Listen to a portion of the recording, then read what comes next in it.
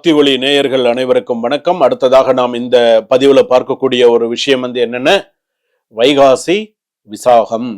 விசாக நட்சத்திரம் அப்படிங்கிறது முருகப்பெருமானுடைய அவதார நாளாக நாம் பார்க்கிறோம். கிருத்திகா நட்சத்திர பெண்களால் வளர்க்கப்பட்டவர். இந்த வைகாசி விசாகம் மாதிரி ஒரு நாள் பார்த்தீங்கன்னா, இப்போ கிருத்திகை எடுத்துக்கோங்களேன். மாசம் கிருத்திகை வருது, மாசம் வைகாசி மாசம் வருது. ஏன் வைகாசி விசாகத்துக்கு மட்டும் அவ்வளோ ஒரு விசேஷம்? ஏன் வைகாசி மாசத்துக்கு முருகப்பெருமானுக்கு அவ்வளோ பெரிய விசேஷமா? அவ்வளோ ஒரு சக்தி உண்டா?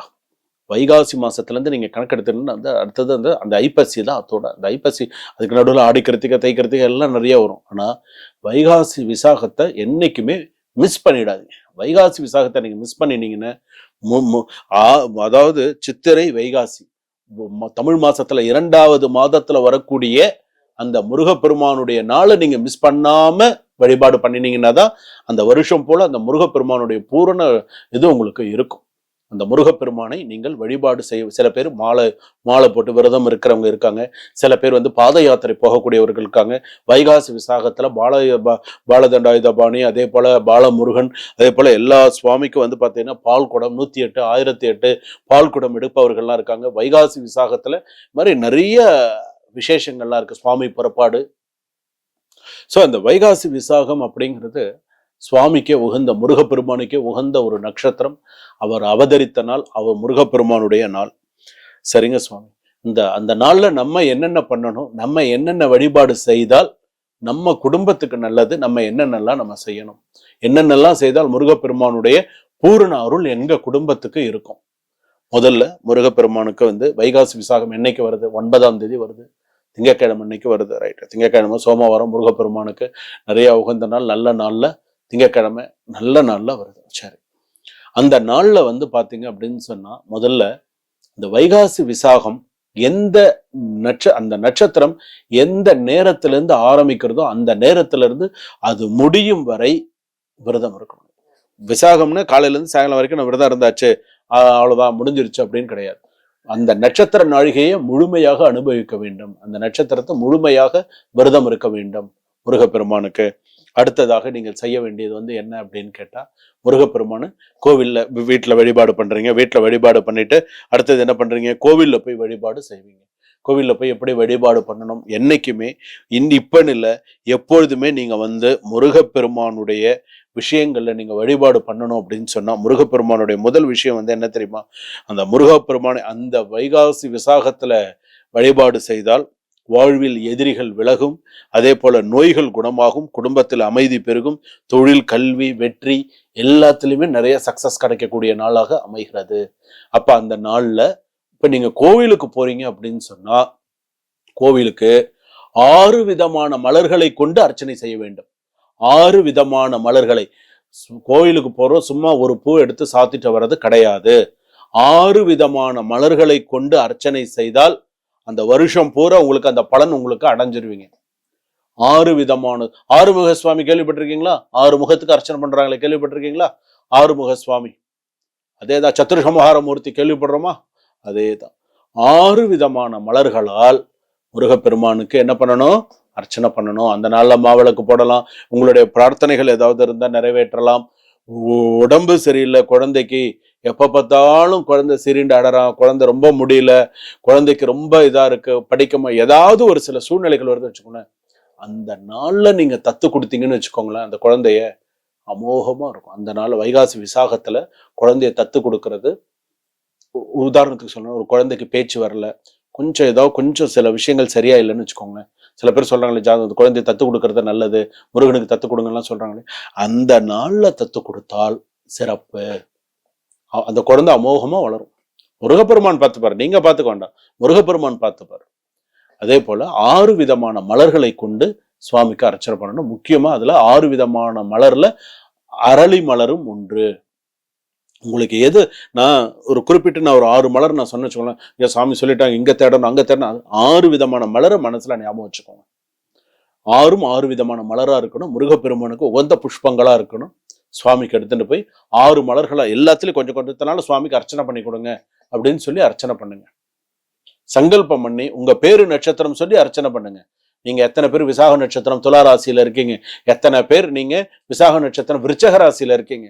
விசாக நட்சத்திரம் விருச்சக ராசி முருகப்பெருமானுடைய பூரண ஆசி பெற்ற ராசி அது. விருச்சக ராசி. விருச்சக ராசிக்கு அதிபதி யாரு? முருகப்பெருமான், அங்காரகன். ரொம்ப விசேஷமான ஒரு நாள். அப்படியெல்லாம் இருக்கும் பொழுது அந்த முருகப்பெருமானுக்கு நல்ல தேங்காயா வாங்கிட்டு போங்க. தேங்காய் சரியா உடையணும். நல்ல தேங்காயா வாங்கிட்டு போங்க. தீபம் ஏத்துங்க. 6 தீபம் ஏத்துங்க. ஷட்கோண தீபமா ஏத்துங்க. இங்க ஒண்ணு, அங்க ஒண்ணு, அங்க ஒண்ணு, அங்க ஒண்ணு. இந்த 6 தீபம் ஏத்துறாங்க இல்லையா, ஷட்கோண தீபமா ஏத்துங்க. ஷட்கோண தீபமா ஏத்தி முருகப்பெருமானுக்கு அர்ச்சனை செய்து சுவாமிக்கு திணை நைவேத்தியம் பண்ணலாம். அதே போல பாத்தீங்கன்னா முக்கணிகளால் சுவாமிக்கு நைவேத்தியம் பண்ணலாம். முக்கணிகளால தேன் ஊத்தி சுவாமிக்கு நைவேத்தியம் பண்ணலாம். 6 மலர்களால் அர்ச்சனை பண்ணலாம். அதே போல சுவாமிக்கு தீபம் ஏற்றி தேங்காய் வெத்தலை பக்கப்படுத்தினால சுவாமிக்கு நல்லா சிறப்பா அர்ச்சனை செய்து அந்த சுவாமியுடைய விபூதி பிரசாதம் எல்லாம் ரொம்ப விசேஷமானது. அன்றைய நாள்ல பால் வாங்கி கொடுங்க. அன்றைய நாள்ல பால் வாங்கி கொடுக்கறது, சந்தனம் வாங்கி கொடுக்கறது, விபூதி வாங்கி கொடுக்கறது, இதெல்லாம் சிறப்பு, மிகுந்த சிறப்பு. அந்த நாள்ல நீங்க மற்ற நாள்ல வாங்கி கொடுக்கற அந்த நாள்ல நீங்க வாங்கி கொடுத்த அந்த சுவாமி அந்த விபூதி ஒரு துளியாவது சுவாமி மேல பற்றணும். அது விசேஷமானது. சரிங்களா? இதெல்லாம் இந்த வைகாசி மாசத்துடைய சிறப்புகள். இந்த நாள்ல இந்த வைகாசி மாசத்துல அந்த சுப்பிரமணிய சுவாமியுடைய பூரண அருள் உங்களுக்கு இருக்கணுமா? அந்த வருடமெல்லாம் அவர் அவதரித்த நாள்ல இருந்து சித்திரை மாசம், அடுத்தது வைகாசி மாசம். வைகாசி மாசம் அவர் அவதரித்த நாள்ல இருந்து உங்க கோரிக்கையை வச்சுட்டே வாங்க. ஒரு விசாகமா, ஒவ்வொரு கிருத்திகையா, ஒவ்வொரு சஷ்டியா பூஜை பண்ணிட்டு வாங்க. அந்த ஐப்பசி மாசம் வருது பாத்தீங்களா, அந்த சஷ்டி 6 நாள் சூரசம்ஹாரம், திருக்கல்யாணம், அந்த நாள்ல உங்களோட பூர்த்தி பண்ணுங்க. வீடு கட்டாதவங்களும் வீடு கட்டுவாங்க. கட்டின பாதியில நிக்கிறவங்களும் அடுத்தடுத்து வீடு கட்டிட்டு போய் நிறைய சுபிக்ஷமான நிறைய நல்ல செய்கைகள், நிறைய நல்ல விஷயங்களை பண்ணுவாங்க. வைகாசி விசாகத்தை என்னைக்குமே விட்டுறாதீங்க. இன்னைக்கும் சில குழந்தைகளுக்கு விசாகன்னு பேர் வச்சிருக்காங்க. விசாகன். இன்னைக்கும் நிறைய குழந்தைக்கு சுவாமி எங்க குழந்தைக்கு நல்ல பேர் நானே வச்சு கொடுத்துருக்கேன், விசாகன். மலேசியால எனக்கு தெரிஞ்சு நிறைய குழந்தைகளுக்கு விசாகன்னு நானே பேர் வச்சிருக்கேன். விசாகன். எனக்கு முருகன் பேர் தான் வேணும்னு கேட்டு வாங்கி வச்சிருக்கேன். விசாகன். அவ்வளவு ஒரு நல்ல பேர் விசாகன். வீல வீணாலே என்னைக்குமே வெற்றி தான். வீணாலே வெற்றி தான். நீ வீல வெற்றி இல்லாதவங்க ஆளே இருக்காங்களா சொல்லுங்க பார்க்கலாம். வீணாலே வெற்றி தான். அவங்க எப்ப இறங்குறாங்க எப்ப ஏறுறாங்கன்னு தெரியாது. பிரமாதமா இருப்பாங்க. V for victory. பெரிய அளவு விசாகன். அதனாலதான் இன்னைக்கு விசாகன்னு பேர் வச்சிருக்கோம். பெண்கள்லாம் சில பேர் கிருத்திகான்னு பேர் வச்சிருக்காங்க. கேள்விப்பட்டிருக்கீங்களா? கிருத்திகா, கார்த்திகா கேள்விப்பட்டிருக்கீங்களா? எல்லாம் உண்டு. முருகனுடைய சகசரநாம அர்ச்சனையில எங்களுக்கெல்லாம் முருகன் பேர் தான் வேணும்னா சகசரநாம அர்ச்சனை 1008 அர்ச்சனை. இந்த 1008 அர்ச்சனையில நல்ல பேரா வருதா, நல்ல என்ன லெட்டர்ஸ்க்கு என்ன பேர் வருதுன்னு பார்த்தா அதுக்கு தகுந்த மாதிரி நாங்கள் சூஸ் பண்ணி கொடுப்போம். சுவாமி சம்பந்தப்பட்ட பேராவும் ஆயிடும். அதே சமயம் இன்டைரக்டா அவனுக்கு அந்த பேரும் நல்ல விதமா அமைஞ்சிரும்.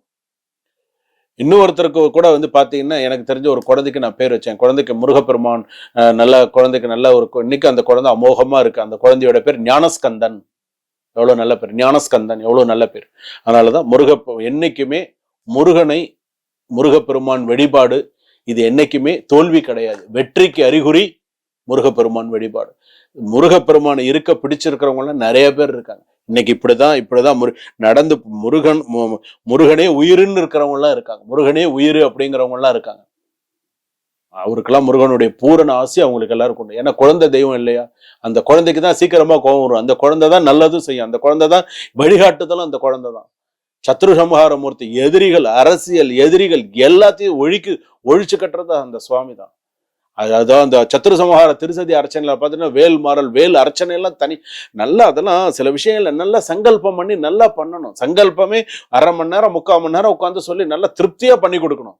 அப்பதான் அந்த பண்ணக்கூடிய எஜமானனுக்கும் சரி, பண்ணக்கூடிய உங்களுக்கும் சரி, அந்த அக்ஷரங்கள் அந்த இதெல்லாம் பாத்தீங்கன்னா அந்த அக்ஷரங்கள்லாம் தப்பா, ஒரு ப்ரொனவுன்சியேஷன் கூட தப்பா வரக்கூடாது.